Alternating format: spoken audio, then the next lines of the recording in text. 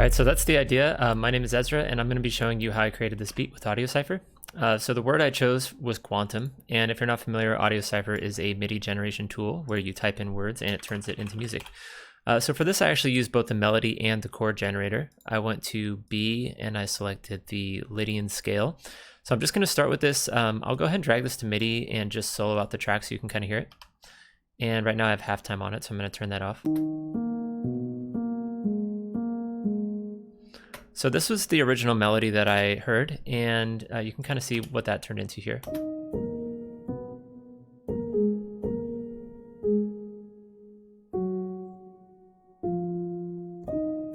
So those last two notes of the melody were just to complete what I felt like was the obvious motion of that melody, but the original notes there are the same. And obviously I also chopped this down a little bit just so that it didn't feel quite as sustained. And then also for the chords here, what I used was the chord generator option, and then I went to random.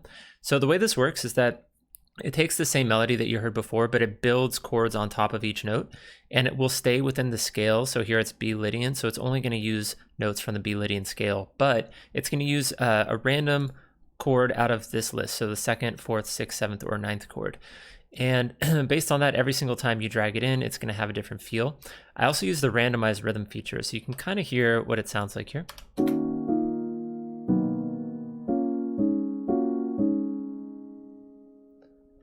So as far as quantum, that was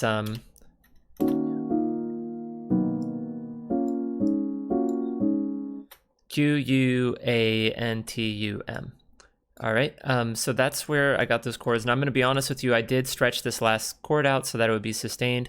And I also believe that I changed this. It was slightly more, it was something like this, with these jumping ahead slightly.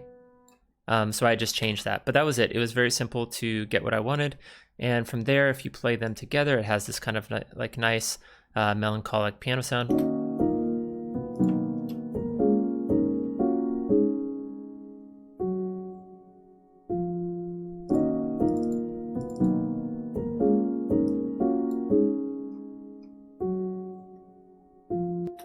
Now, I did add HalfTime to the lead melody. That way it had a little bit more depth to it. You can hear it with and without.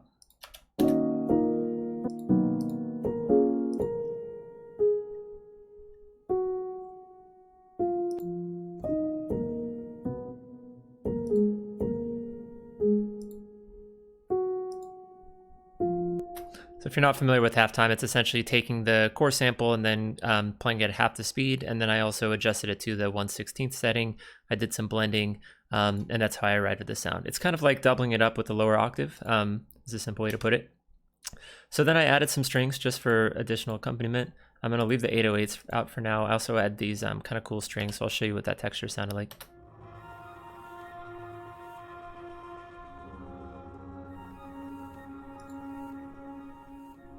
All right, now for the strings, I'm using Labs. If you're not familiar, Spitfire has these free different sound patches that you can use through their Labs plugin. They also have paid ones, but I just used the free ones for this.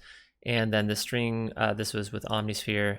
I was using, let's see, the My Bit Crushed Brain patch. All right, so that's what I used. And then I had this 808 that I believe came from Omnisphere as well. Yep, and then there was a 120 BPM loop that I got from Splice. So that's how I made the beat, and this is how it came out.